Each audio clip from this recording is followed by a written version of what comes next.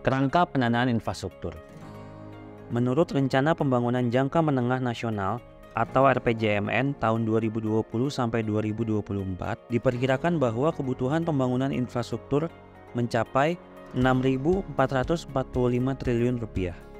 Namun, dana sebesar itu tidak hanya dapat dipenuhi oleh pemerintah saja. Oleh karena itu, pemerintah perlu mencari pendekatan-pendekatan inovatif dalam pembiayaan infrastruktur. Mari kita bahas lebih lanjut. Salah satu target utama pemerintah adalah meningkatkan stok infrastruktur 43% dari produk domestik bruto atau GDP pada tahun 2017 menjadi 50% dari GDP pada tahun 2024. Untuk mencapai target tersebut, Indonesia membutuhkan investasi infrastruktur sebesar 6.445 triliun rupiah. Dengan kata lain, terdapat peningkatan sebesar 34,3% dari nilai investasi sebelumnya, yaitu 4.796 triliun rupiah atau setara dengan 319,7 miliar US dollar selama periode 2015 sampai 2019. Untuk memenuhi target kebutuhan penyediaan infrastruktur tersebut, menurut RPJMN tahun 2020 sampai 2024, sekitar 37% pendanaan berasal dari pemerintah, 21% dari badan usaha milik negara atau BUMN, dan 42% berasal dari sektor swasta. Pemerintah memahami pentingnya peran sektor swasta dalam penyediaan infrastruktur. Dan untuk itu, pemerintah mendorong kerjasama pemerintah dengan badan usaha atau KPBU sebagai salah satu skema pembiayaan inovatif. KPBU memungkinkan pihak swasta untuk terlibat dalam pembangunan proyek infrastruktur dengan dukungan pemerintah. Nah, dengan pembiayaan yang seimbang antara pemerintah, BUMN, dan sektor swasta, serta dukungan pemerintah dalam bentuk penjaminan pemerintah, diharapkan Indonesia dapat mencapai target pembangunan infrastruktur yang ambisius ini. Potensi, sumber pendanaan, dan pembiayaan pembangunan. Sumber pendanaan dan pembiayaan pembangunan sangat penting dalam mendorong penyediaan infrastruktur yang pada akhirnya dapat meningkatkan pertumbuhan ekonomi. Dalam konteks ini, kita akan mengeksplorasi beberapa opsi pendanaan dan pembiayaan seperti rupiah murni, pinjaman luar negeri, surat berharga negara atau SBN, hibah, KPBU, dan yang terakhir, pendanaan atau investasi dari badan usaha. Pertama, mari kita bahas mengenai rupiah murni. Rupiah murni adalah sumber pendanaan yang bersumber dari anggaran pemerintah.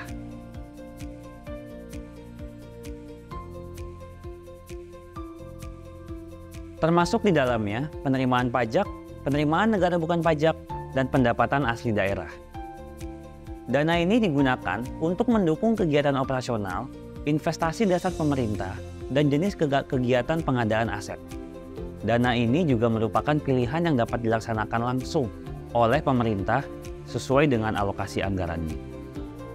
Selanjutnya yang kedua, yaitu pinjaman luar negeri. Yang di dalamnya mencakup pinjaman tunai maupun pinjaman kegiatan dari mitra bilateral atau lembaga keuangan multilateral. Pinjaman ini digunakan untuk mendukung proyek infrastruktur, ekonomi, dan sosial yang memiliki dampak yang besar. Mereka juga berfokus pada alih teknologi dan praktik baik di internasional. Jenis pendanaan ini membutuhkan kerjasama di antara kementerian dan lintas sektor. Sumber pendanaan berikutnya adalah surat berharga negara atau SBN. Dana ini melibatkan penerbitan surat utang negara atau surat berharga syariah negara dalam rupiah atau valuta asing. SBN digunakan untuk membiayai operasional dan investasi pemerintah dengan prioritas pada infrastruktur dan penyediaan sarana pelayanan umum yang berbasis aset. Selanjutnya, ada pendanaan hibah yang merupakan sumber pendanaan. Dana ini berupa sumbangan uang, barang atau jasa, atau surat berharga dari dalam maupun luar negeri. Hibah digunakan untuk mendukung program pembangunan nasional, penanggulangan bencana, dan juga bantuan kemanusiaan. Kemudian selanjutnya ada kerjasama pemerintah dengan badan usaha atau yang biasa kita sebut dengan KPBU. KPBU melibatkan anggaran pemerintah dengan badan usaha pelaksananya. KPBU digunakan untuk mendukung proyek infrastruktur, ekonomi dan sosial dengan jumlah investasi yang besar dan juga nilai manfaat ekonomi yang tinggi. Terakhir, pendanaan badan usaha atau investasi swasta langsung. Sumber pendanaan ini berasal dari PMA dan PMDN baik secara langsung maupun melalui pasar modal. Pendanaan ini digunakan dalam program pembangunan nasional, penanggulangan bencana, bantuan kemanusiaan, dan juga proyek-proyek prioritas pembangunan dari pemerintah. Nah, dengan memahami berbagai sumber pendanaan yang ada, hal ini dapat menjadi kunci bagi pemerintah untuk merencanakan dan membiayai proyek pembangunan yang efisien dan juga berkelanjutan. Potensi investasi pada penyediaan infrastruktur. Investasi dalam infrastruktur adalah kunci untuk memajukan pembangunan dan pertumbuhan ekonomi. Berbagai peluang investasi yang tersedia antara lain adalah investasi langsung maupun investasi tidak langsung. Investasi langsung atau direct investment merupakan salah satu cara untuk mendukung pembangunan infrastruktur yang terdiri dari dua jenis utama, yaitu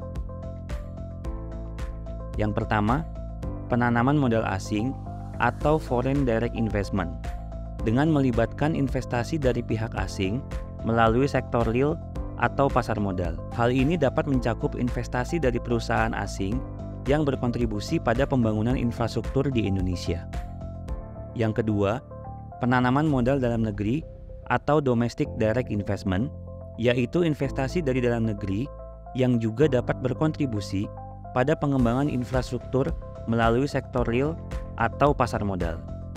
Selain investasi langsung, ada juga instrumen yang dapat digunakan untuk mendukung proyek-proyek infrastruktur. Beberapa instrumen investasi yang dapat dipertimbangkan meliputi: pertama, kerjasama pemerintah dengan badan usaha atau KPBU. Kedua, limited equity fund atau reksadana penyertaan terbatas berupa instrumen investasi yang mengumpulkan dana dari investor untuk digunakan dalam proyek infrastruktur.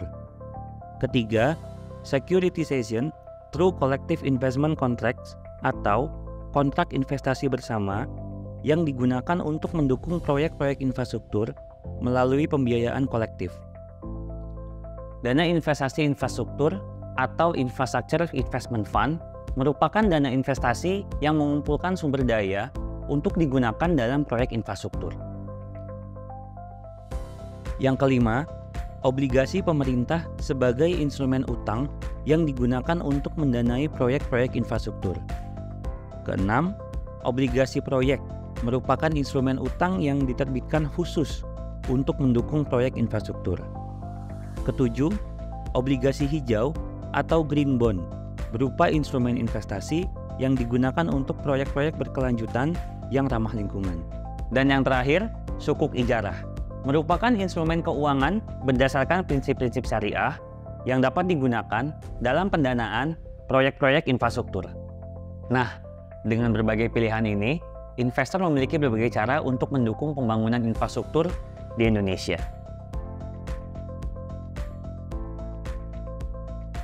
Pembiayaan kreatif atau creative financing. Pembiayaan kreatif muncul sebagai respon atas keterbatasan anggaran dalam pembiayaan infrastruktur. Hal ini mencakup berbagai skema pembiayaan yang bersumber dari dana swasta dan pihak non-pemerintah yang dapat dikombinasikan dengan dana dari anggaran pendapatan dan belanja negara atau APBN maupun barang milik negara atau BMN. Pembiayaan kreatif terdiri dari 4 komponen utama, yaitu yang pertama, kerjasama pemerintah dengan badan usaha atau yang biasa kita sebut dengan KPBU. Sebagai salah satu skema kreatif dalam pembiayaan infrastruktur yang memainkan peran penting dalam pengembangan proyek-proyek utama. Dalam skema ini, terdapat kolaborasi antara pendanaan publik dan pembiayaan swasta untuk mendukung pembangunan infrastruktur.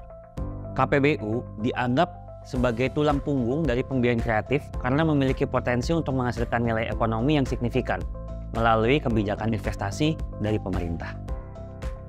KPBU melibatkan pembagian risiko antara pemerintah dengan badan usaha. Transfer risiko yang relevan kepada pihak swasta merupakan salah satu sumber penting dalam mencapai prinsip value for money. Pembagian risiko ini tercermin dalam perjanjian KPBU yang mengatur hak dan kewajiban dari masing-masing pihak dengan sangat jelas. Kemudian yang kedua, yaitu mengenai skema blended finance, di mana skema ini dirancang untuk menemukan solusi pembiayaan yang optimal dengan menggabungkan dana dari berbagai sumber, termasuk di dalamnya APBN atau APBD, sektor swasta, lembaga donor, dan filantropi. Seiring dengan komitmen pemerintah Indonesia untuk memperkecil kesenjangan pembiayaan pembangunan, blended finance juga memainkan peran penting dalam mendukung target pembangunan yang lebih berkelanjutan dan juga inklusif. Dalam implementasi skema ini, terdapat salah satu tantangan utama, yaitu perlunya standarisasi kerangka hukum dan kebijakan yang mampu mendukung penerapan blended finance di Indonesia. Hal ini sebagai langkah krusial untuk menciptakan kepastian hukum bagi semua pihak yang terlibat. Selain itu, tantangan lainnya adalah terkait dengan akses publik terhadap berbagai sumber informasi mengenai potensi proyek, terutamanya mengenai pipeline proyek. Melalui akses informasi tersebut, dapat memungkinkan calon investor untuk mengidentifikasi lebih lanjut lagi jika ada proyek-proyek yang layak untuk dibiayai. Sebagai gambaran, contoh penerapan blended finance yaitu proyek KPBU Kereta Api Makassar-Parepare dan proyek KPBU Pelabuhan Patimban. Pada proyek Kereta Api Makassar-Parepare, menggabungkan pendanaan dari KPBU dengan surat berharga syariah negara atau SBSN. Sedangkan untuk proyek KPBU Pelabuhan Patimban, menggunakan blended finance antara KPBU, pinjaman, dan hibah luar negeri. Kedua proyek ini menunjukkan bagaimana berbagai potensi pendanaan dapat digabungkan dalam proyek-proyek pembangunan untuk mencapai hasil yang jauh lebih baik. Ketiga, SDG Indonesia One merupakan platform blended finance yang saat ini dikelola oleh PT Sarana Multi Infrastruktur Persero untuk membiayai proyek-proyek berkelanjutan yang mendukung Sustainable Development Goals. Sumber-sumber dana tersebut mencakup filantropi, donor internasional, lembaga pembiayaan iklim, investor berbasis hijau, bank komersial, bank pembangunan multilateral, dan juga sumber-sumber pendanaan lainnya. Keempat, yaitu value capture.